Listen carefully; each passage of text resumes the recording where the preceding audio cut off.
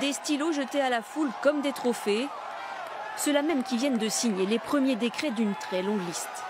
Devant ses partisans réunis dans la Capital One Arena à Washington, les signatures s'enchaînent.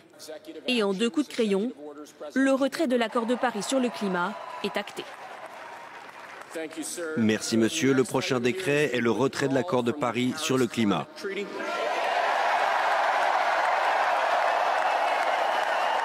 Nous allons sauver des milliards de dollars en nous retirant du traité. Ce retrait hautement symbolique devrait entrer en vigueur dans 1 an environ, mettant un coup de frein aux efforts pour enrayer le réchauffement climatique.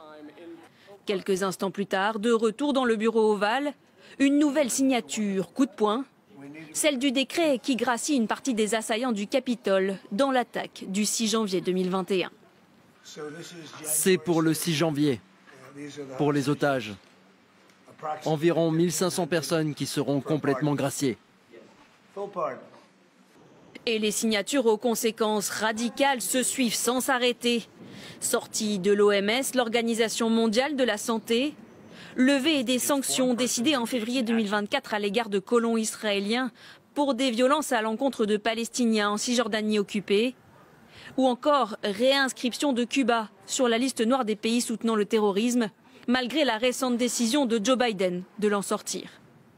Le 47e président des États-Unis ne s'est d'ailleurs pas contenté de signer des dizaines de décrets chocs.